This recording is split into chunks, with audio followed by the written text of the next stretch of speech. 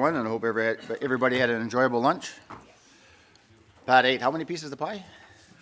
I ate extra potatoes. Oh. All right. So moving on to our agenda, item E. This is with regards to the subdivision guidelines student report, and I guess, Scott, you're going to take this report. Welcome. Oh, yes, we need a mover. Thank you. It's after lunch. You're not sleeping here. Have a mover. Councillor Burley, Councillor Mackey. Go ahead there, Scott. Great. Thanks, Warden McQueen and members of council. So what staff have before you today is a good news story, and it's another example where the county is getting to partner with, in this case, students from the University of Guelph who are completing this work as part of their coursework for their masters in rural planning and development. And what the students have been tasked to do in this case is to draft some subdivision design guidelines for the county, which can be used in the future by county and member municipalities to help inform what new developments look like in our communities. And the guidelines are going to be drafted such that they will be flexible enough to give autonomy to each individual municipality. We're fully aware that a subdivision in Blue Mountains may look very different than a subdivision in Owen Sound versus Chatsworth, et cetera. So we want there to be some flexibility there. But we also want there to be some clear guidance which builds off some of the principles in our county official plan and respective member municipal official plans to better show developers and community members right from the early stages examples of good design and what we might be looking at. And this could come in the form of suggested road networks. So rather than having sort of very curvy roads with lots of cul-de-sacs, maybe we want more through roads and sort of a grid pattern road network.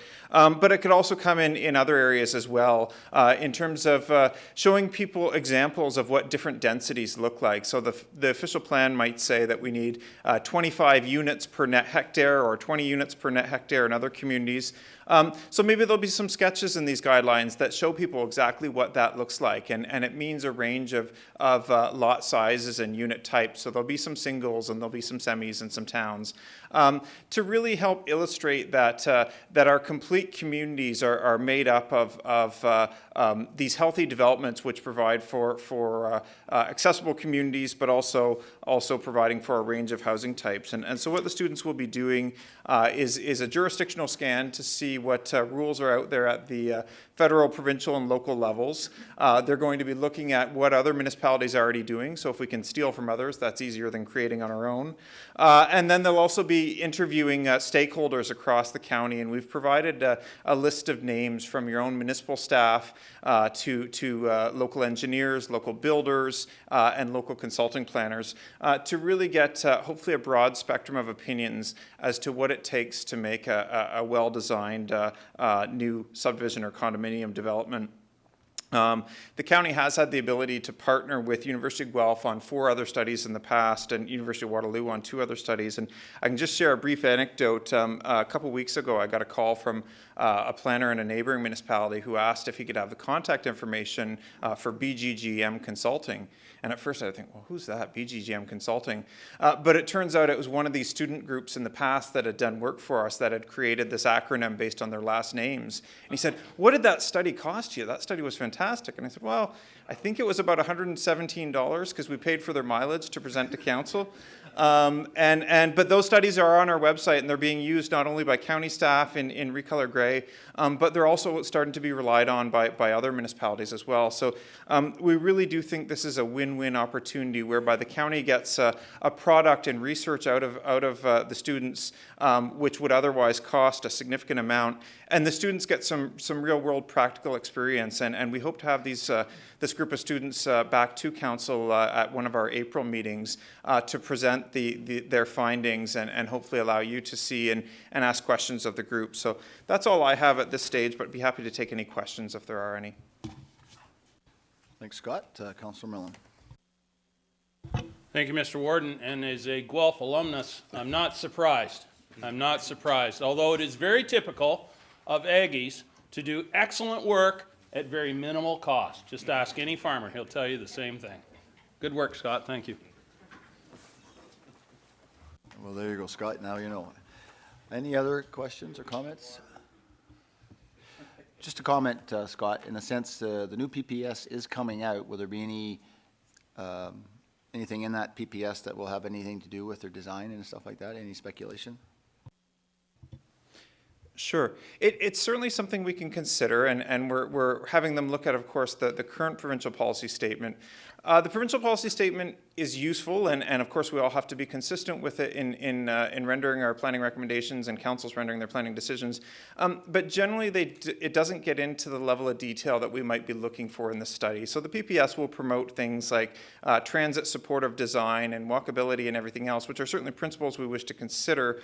But we wish to get just a little finer grain here, such that when somebody walks in the door considering development in one of our 9 member municipalities, we can give them a document to say, hey, listen, you're really going to be hitting the mark if you can consider these principles. And then that document can be used throughout the development review process, both as an education piece and also as benchmarks to say, well, listen, we gave you this early on, and boy, you really took it to heart, and you've designed a community or a new subdivision that meets a lot of these principles. Therefore, staff will support this development. So that's how we see it. But certainly, your point about the new provincial policy statement is a good one to keep in mind, and especially if that gets released in a more final form throughout this process, then we'll certainly consider it with even greater weight. Councillor Mackey. Thanks, Warden.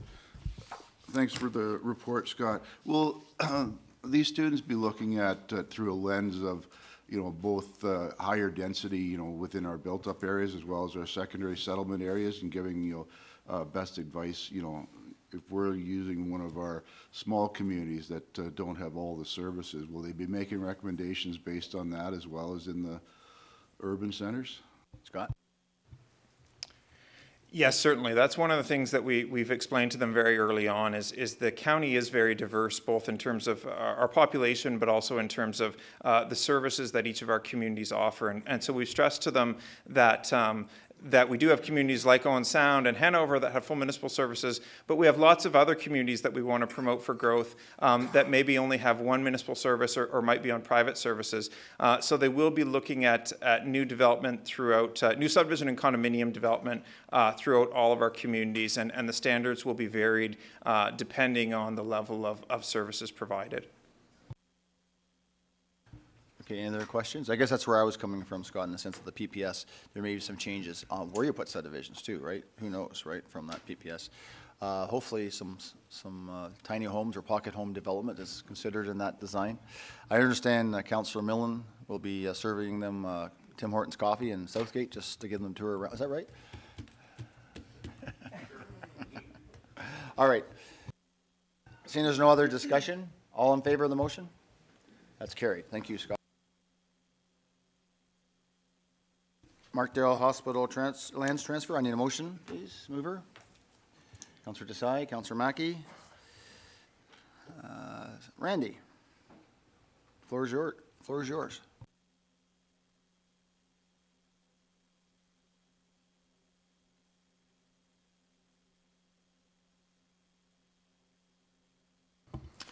Well, thank you, Mr. Warden, and good afternoon, everyone.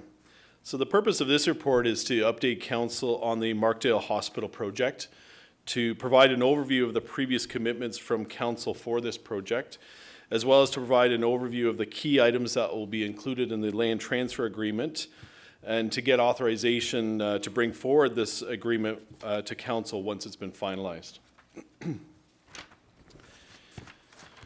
So as Council is aware, the province has committed funding to build a new hospital in Markdale. Grey Bruce Health Services has been working with the province to finalize the design of the new hospital, and it's getting very close to the final approvals to commence construction. The new hospital will be built just behind Grey Gables facility, which is located at the south end of Markdale on the west side of Highway 10. And on the screen there, you can see the location of the Grey Gables properties that exist today. Back in 2005, County Council enacted and passed a bylaw to authorize capital grants totaling $1 million for the new Markdale Hospital. The bylaw also includes a commitment to transfer lands in order for Grey Bruce Health Services to build the new hospital. Previous concept plans indicate that a total of 12 acres was required for the new hospital. However, following further site review, in discussion with the province, the concept plan was changed. The proposed Markdale Hospital is to be located behind Grey Gables facility and requires additional property to allow for any future expansion or renovation of the facility. In February 2015, Council approved a motion supporting the transfer of the lands in principle, so basically the lands that you see here, to be transferred to Greybush Health Services and to conduct a property appraisal to determine the value of the lands and to prepare a land transfer agreement. A property appraisal was completed. It determined that the value of the lands to be transferred once the required site remediation occurred would be $220,000. So subtracting the value of the lands from the $1 million contribution results in a capital contribution of $780,000 to Greybush Health Services, minus fees associated with the survey and the appraisal. Greybush Health Services does not anticipate any further changes to the site plan that you see here on the screen. The lands to be retained by the county are outlined in the thick black line that you see on the screen. So you can see where the Grey Gables facility is on the right-hand side of the screen. The thick black line is lands to be retained, which is about 10 acres. And then the balance of the property would be transferred to Greybush Health Services to build the new hospital. Is it a blue line? Oh, sorry, the blue line. The blue dash line is actually the wellhead protection area. So just at the top of the screen is the municipal well, or one of the municipal wells in Markdale. And as you can see, just to the left of the blue dash line is actually where their diesel generator is going to be located. And as a part of the source protection plan policies, the diesel generator had to be located outside of that wellhead protection zone. So that's what that blue dash line is depicting on that map. So in terms of the principles of the land transfer agreement, again, this will enable the hospital project to proceed, and will also have regard for the county's interests as discussed back in 2015. So just highlight some of the key principles to be included in the land transfer agreement, and those are noted in the report. There will be clauses regarding easements over the shared entrances and how future maintenance costs will be shared, including a cost-sharing agreement. Clauses to indicate that should Greybush Health Services not proceed with the hospital project, that the lands would be transferred back to the county at no cost. All costs attributable to the construction of the hospital will be, of course, the responsibility of Greybush Health Services. Any removal of material from the property, contaminated or otherwise, shall be removed at the expense of Greybush Health Services. Financial arrangements, including the county's contribution towards the new lands and the cost of the appraisals, will be included in land transfer agreement. These funds have been placed in reserve and will be transferred to Greybush Health Services either when they get a building permit or the date that Greybush Health Services receives all the necessary approvals from the province. A schedule will also be included with the option to repurchase property for $2 if the land is required for a new Grey Gables facility, and I'll get into that in a little bit more detail in a little bit. And the land transfer agreement will include details about the easements to be granted to the county. And on the screen there, you'll see some of the easements that are dealing with this particular project and property. The easements highlighted in purple are the existing entrances that exist today. Those lands will actually be transferred to Greybush Health Services, and an easement will be placed on top of them to allow the county to continue to access those lands. And the reason why they need to be transferred to Greybush Health Services is because there are upgrades required in order to qualify for any funding through the province. Those lands had to be owned by Greybush Health Services. So the easement will allow us to still access and utilize those roads the way they are today. But they'll actually be under the ownership of Greybush Health Services going forward. What we've come up with to date is that the maintenance costs for the shared entrances will be shared at a 60-40 split, with Greybush Health Services paying 60% and the county paying 40%.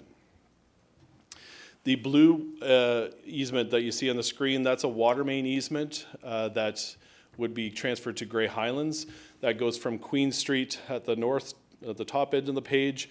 As you can see, hugs the boundary of the lands to be retained by the county, and then exit out to Highway 10. So that's to install water main easement connections. The green is a sanitary sewer easement, so that needs to be relocate it in order to accommodate the hospital. And then the yellow is a hydro easement that exists today, and there's no changes that are required to that. The red is a drainage easement. You'll see at the bottom of the screen, there's an existing culvert that provides drainage from the Grey Gables facility today. So again, the easement will be provided in favor of the county so we can access that culvert to maintain it. And then Grey Health Services will actually be constructing a swale that will direct the drainage to the back portion of the property. Right now, the culvert just kind of sheet flows and exits out across the property, but they're actually going to be doing some drainage works to better direct that flow. So we will be getting an easement over across all those lands where the swale will be installed.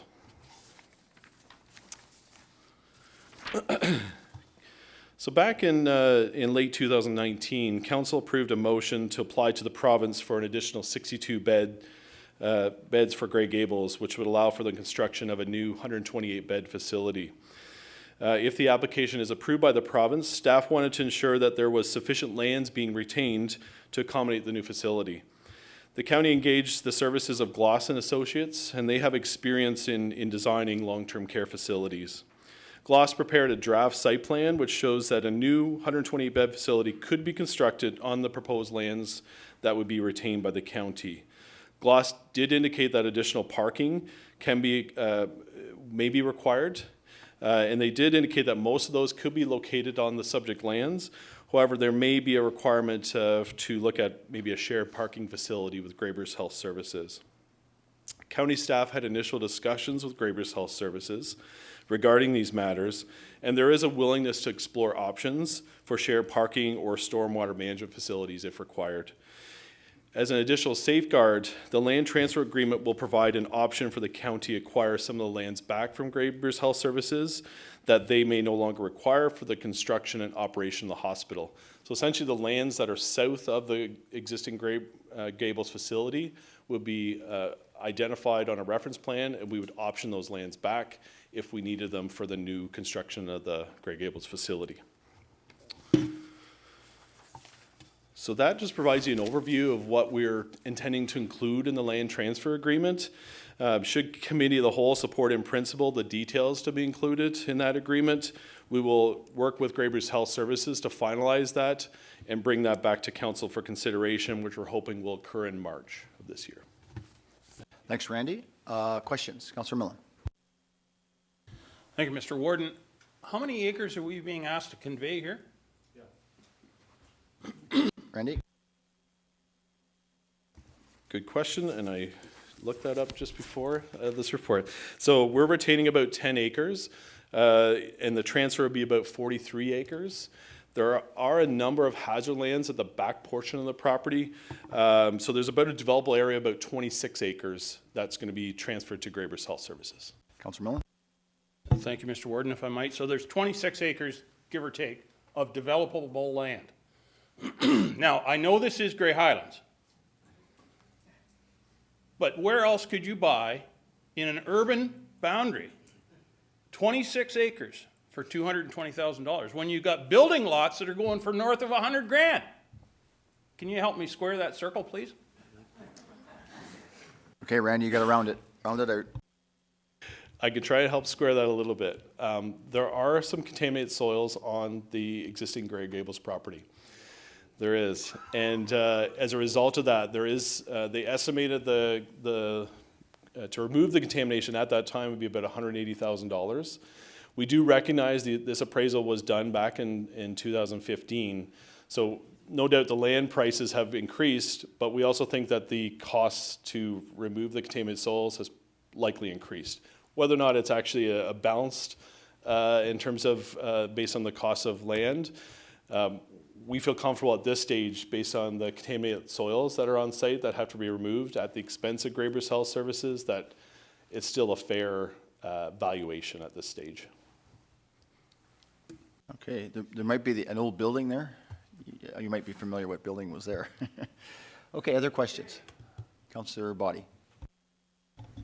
Thank you, Warden McQueen. Can we go back to that last slide that showed potential new building there? There we go. So you're saying the mint green color, whatever you call Would hold about 128 units. Okay. About how many acres is that? If that's all 10 acres, what's that, about 3 or 4? Approximately, yeah, with the parking, I would say. So with the, okay, yeah, parking down the left-hand side. 3 to 4 to 5, maybe, somewhere. Again, you guys are talking, and every time you guys talk with your mic, you're not getting captured on the video, so who's, Yeah, so it's about, I would estimate it's about 3 acres probably for the building itself. And there's probably an additional equivalent to that in terms of parking. Some of that is parking that exists on site today for the existing facility. What has been shown here on the plan is we would have to redevelop those parking areas. Some of the parking right now is a bit scattered throughout the site. I think we've recognized over the past that we probably do need some parking upgrades anyways, even with the existing facility. So what's being shown here is that you would combine some of those smaller parking lots into larger parking areas. But as you can see there, there's a shared parking facility that's just shown outside of the lands. Whether or not it's at that location or at the south location, we're not sure at this stage. That's why we're optioning some lands back from Grey Bruce Health Services if we need them for the new construction. Councillor Body? Thank you. My biggest concern is that we keep our options open. We push that line west as far as we can and keep our options open as much as possible.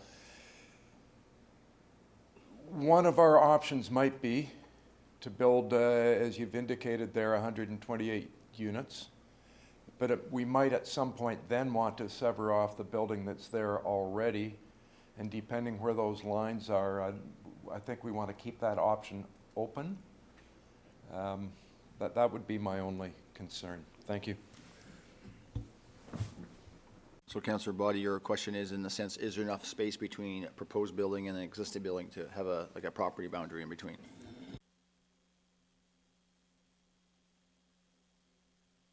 If we had to, or if we had that option, or just to keep all of our options open, just to have as much room in there as we can. Comment, Randy, in that? We could definitely take a look at it to see what a line would look like and what are the setback requirements for that line if a line were to be drawn between the conceptual design of the new facility and the existing facility. There may be relief required to some of those setbacks, but that's something that I think we can deal with Grey Highlands at the time if once we get to that point. But point well taken in terms of whether or not we need to at least include some language in the land transfer agreement to see if there's opportunities to look a little bit to the west as well. That's something that staff can explore further with Grey Bruce Health Services. Based on our discussion that Kim and I had a meeting with their new CEO and staff, there seemed to be a willingness to work with the county and whatever it took to make it happen. Obviously, they have the existing site plans and their building permits designed based on what's being shown here today. So they don't want to necessarily disrupt that, but there is a willingness down the road that if we need some additional land, I think they're willing to work with us at that stage. Thank you. Yep. Okay, Councillor Desai? Thank you, Mr. Warden. My question through you is with regards to how the new hospital property would connect to not just Grey Gables, but also Southeast Grey Community Health Centre, which is a stone's throw away. Will there be walking path or something along those lines? Do we know at this point? Randy? It's a good question. Just off the map here, and maybe I'll go to another one, see if it's at the top there. Sorry, yeah. So you can see that the blue portion is a little bit larger at the top end there. And basically what that is it's an extension of the Queen Street road allowance. Not to say that a road connection, but I think there has been definitely discussions between Grey Highlands, Grey Bruce Health Services, and the county, if there can be at least a pedestrian connection at some point, constructed to, like you said, to that facility, then there's kind of a linkage then between the hospital, the Grey Gables facility, and that facility as well. Yeah, I think just to further that, I think there's been talking about an emergency exit just in case Highway 10's closed or whatever, and things need to get in and out, so. Just from that, Randy, to the east of that wider blue strip, we as the Grey Highlands own that property now. Maybe you knew that. So, just saying. Other questions? Seeing none, all in favor of the motion? That is carried. Thank you.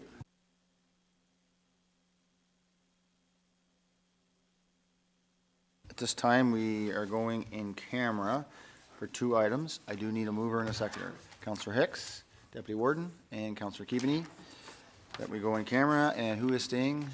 Kim, Michael, Randy, Tara, and myself. Okay. So,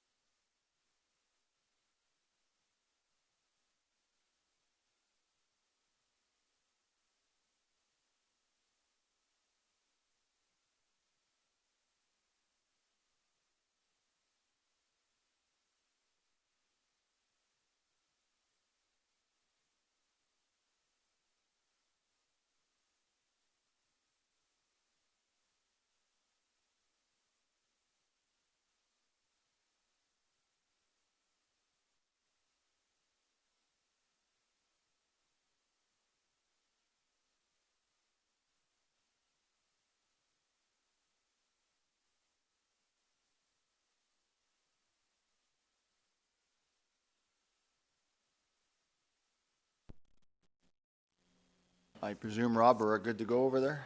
Alrighty. So, this time, is there any other business? There's one thing I did forget to mention during the Good News and Celebration is on last Sunday, and our CAO and a few others attended the Family Wellness Day.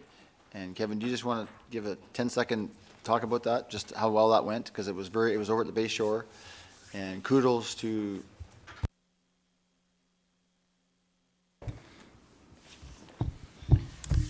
Yeah, so it was a partnership between police, fire, paramedics, and military working together. It's something we started working on when we looked at community resources, what to offer out to staff as far as where they could go for help in the community. And one of the, where there's evidence to say that family members really often see first people that are suffering from operational stress. So it was really focused on the family. So we had Kendra Fisher come and speak about her journey with mental health and related it to her sports career and the sports that she hadn't been able to recover. But she also was a firefighter in the city of Guelph, so she was able to bring that responder discussion. And then our supervisor, Mark Urquhart, he talked around road to mental readiness and resiliency and the continuum and resources. And then Larissa, she talked around family peer support and her journey with a family member with PTSD. But there was a couple paramedics, they played the music for us. We had approximately 20 community resources in the room, different organizations like Boots on the Ground, TEMA. There were some local resources like Prance. The County of Grey was there. Sandra Shipley came and was there to talk about EAP. WSIB came, and it was actually interesting talking to her because generally they don't have always the most positive feedback, but they had actually heard some really positive feedback from the people that experience this.